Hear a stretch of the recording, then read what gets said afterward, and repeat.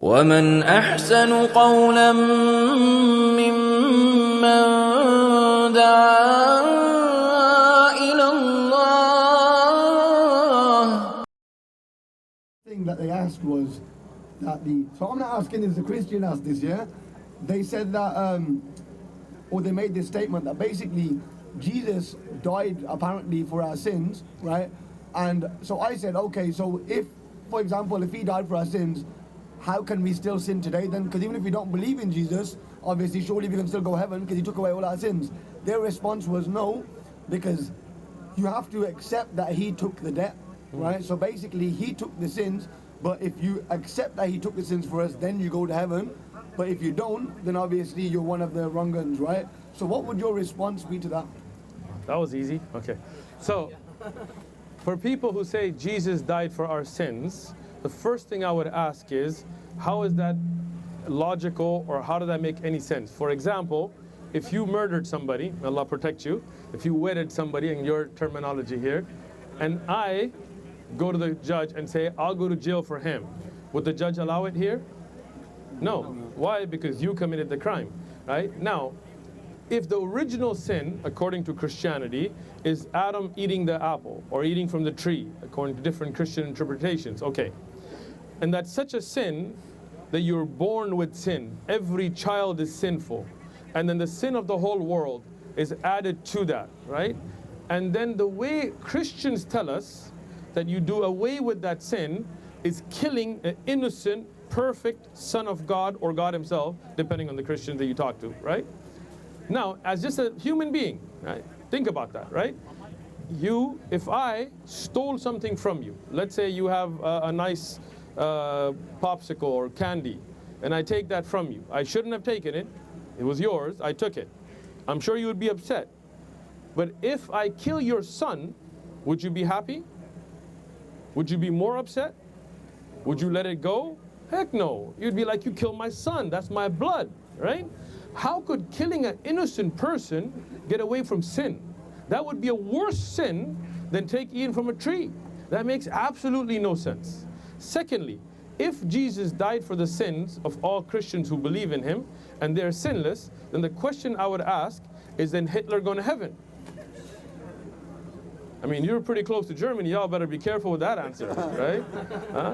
If just the belief in Jesus, that saying that he took the sins, makes it that all your sins are in him, then according to the Christian belief, Hitler's in heaven, because he did profess his belief in Jesus, right? Now they will say, oh, no, he did bad things. Oh, I thought sins didn't matter, because according to them, if you believe in Jesus, then he died for your sins. Murderers, rapists, mass serial killers are all going to heaven because they believe in Jesus. Jesus took their sin, but they don't believe that, right? If that's true, why do people get arrested for these things? Why do people get put to death for these things? Why do people go to jail for these things if Jesus died for that sin? Why do people consider them sinners? Why do you have confession? Why do you have people repenting? Why would you repent? Why wouldn't you continue raping and killing? Because, hey, Jesus already got you, right? It's hypocrisy, and it's not something they even believe. Okay, amazing. And the final two-part question to that. Go for it. So basically, what they're saying is that obviously, so basically they spoke about Muslims and the way we have to clean ourselves, and that you have to clean yourself, obviously if you're going to speak to God, right? And they said, no, you have to be spiritually cleansed in the sense that obviously you've got to accept that Jesus was the Son of God and God, right? They don't take showers? Yeah. and then, I know some of your kings and queens didn't take showers, but I thought that was over.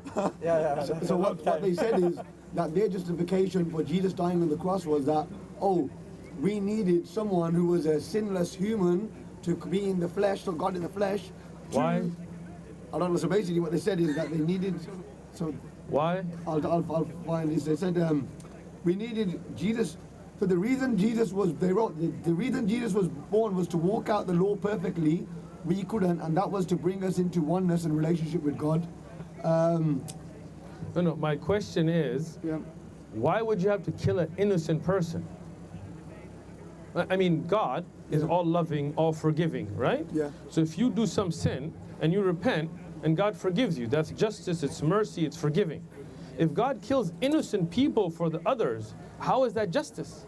How is that? Imagine if you, may Allah protect you, let's say you go and kill somebody and you rape somebody and you steal, you rob banks, and I say, instead of me holding you accountable, I'm just going to take some innocent little kid and I'm going to cut him into pieces, and he is the ransom for you. Would you think that to be justice?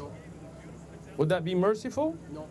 Would any logical human being with enough intelligence to know 2 + 2 is 4, would they think that's right? No. But they're trying to argue that, it wasn't just a normal person, it was apparently God and the Son of God.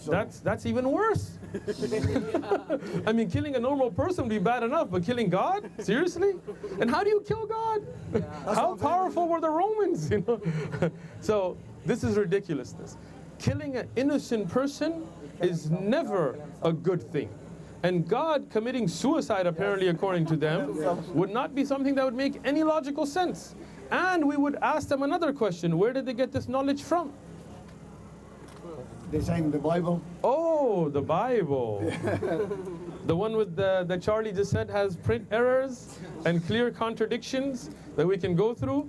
You would base your salvation on a book that you know clearly has, I have marked 70 something, right now up to 100 clear contradictions. Can we just see one Excellent. You will, right? Inshallah. For the video, I'm going to show a clear. You want New Testament or Old Testament? Old Testament. Whichever one it is, but pick. Old Testament. Old Testament. To do with Jesus not being God, basically, anything like that. Okay. Then we'll go to the New Testament. Just need bring Yusuf, that one called Christian one. Yeah, that's there. This is what we need. Just tell him. Bring him here. No point to talking to that one. He's a Muslim. We need a Christian, man. No, but the good person. We need that. So we see here in Matthew 27:5, the one that they claimed betrayed Jesus, and the reason he was crucified because of his betraying Jesus is Judas. How he died in Matthew 27:5, the money that he got, and this has directly to do with the crucifixion of Jesus, because according to them, Judas is the one that betrayed him, and he's the one that got the money. What did he do with the money? He threw down the pieces of silver in the temple. What did he do? Threw down the pieces of silver in the temple. And departed and went and hanged himself. How did he die? Hanged himself. Excellent. That's in Matthew 27:5. In the same Bible, don't get ahead of me. In Acts 1:18, it says, now this man purchased a field with the wages of iniquity. What did he do with the money? Purchased a field with the wages of iniquity. So he did not throw it. There's a contradiction right there. And falling headlong, he burst open in the middle and his entrails gushed out. How did he die here? He fell down on his entrails. So in the first verse in Matthew, what did he do with the money? He purchased a field. What did he do here? He threw it away. What did he do here? He bought land. First contradiction. Secondly, in the first verse, he hung himself. In the second, he fell, and he didn't just fall, because Christians will try to play with this. Oh, he hung, and then no. He fell headlong. Headlong means your head goes first. That means you're in motion. If you drop straight, that's not headlong. So he was moving, he went headlong, and burst open from falling. So those are two clear contradictions in one verse in the Bible. A book with clear, numeric, historic contradictions cannot be relied upon for your salvation. Barakallah feek. Inshallah. Alhamdulillah. So you're taking the Shahada? Yes, I wanted to ask you a few things, but I don't think it's going to be possible. It is possible. For you, we'll make it possible. Ask. No, it's very personal? Yes, so I prefer to contact you separately from that. We will do that. That's but fine. I would love to do my Shahada because I think I'm... Excellent. So you believe in Allah? Yes. You believe in the Prophet Muhammad, peace be upon him? You believe Jesus was the messenger of God? 100%. Excellent. You want Arabic first or English first? Arabic.